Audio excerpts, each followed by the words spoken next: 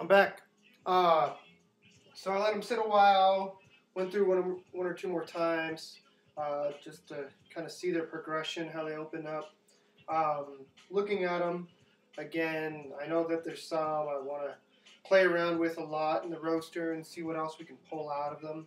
I think two in particular that show a lot of different character and that we can really draw a lot of new and exciting things from are the Peru and the Nicaragua. Um, the Nicaragua, I come back to it. I still have that kind of mushroom savory note in the front.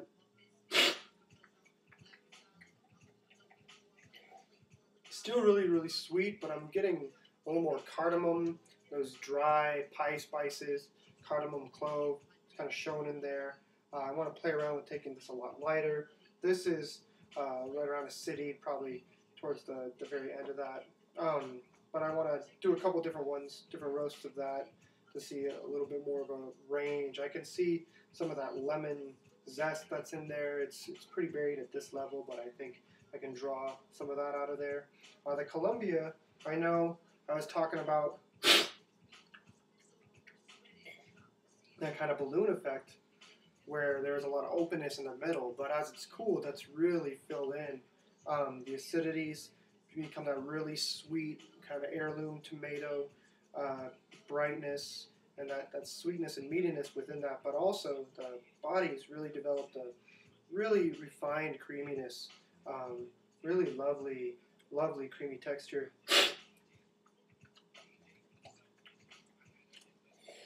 And even getting, maybe a little of a black cherry candy in the back. I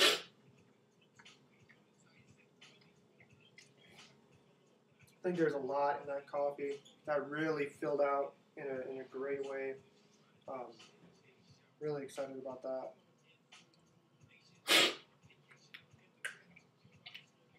Yeah, a little more cocoa in the Peru now. That brightness is still staying kind of restrained, like I was talking about before, just right underneath the sweetness. But they kind of help promote each other. They're playing off each other really nice, and there's a really nice, like solid bedrock underneath this coffee. It's like a building block. This coffee is lots of sweetness, a lot of brightness. I think there's a lot that you can do with this. Again, in the roaster, I want to play around with, but I can see a lot of espresso potential in this coffee. Um, Single origin or in a blend.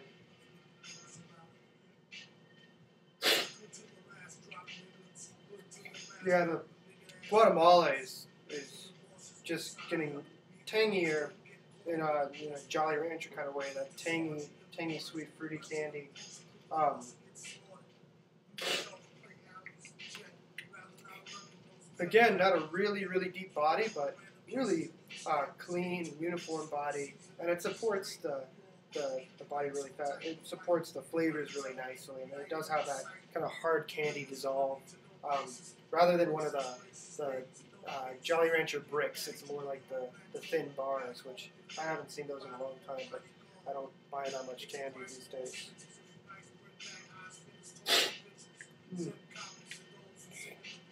Man, the Maduro just keeps this this as well is really smoothed out and developed a nice creamy body. The complexity is still there, um, but not as much spiciness. The sweetness has really come to the fore, and it's just really round fruitiness. You get a lot of those kind of baked peaches and the deep berry notes, the huckleberry and whatnot. It's a really mild,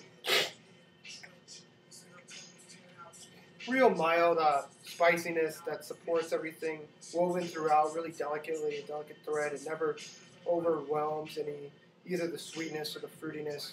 Um, Really nice big finish. A lot of dry cocoa. I can. This has a lot of. This is going to be a really fun coffee over time.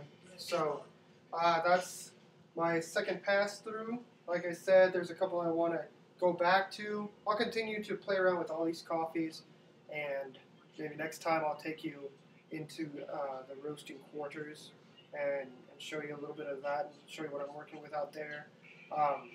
And then as I continue to play around with these coffees, I'll revisit them with you and share my thoughts about that. And keep checking out the Shrub, and we have a lot of exciting things happening. And Wonder Bar. Thanks a million. I'll talk to you soon. Word.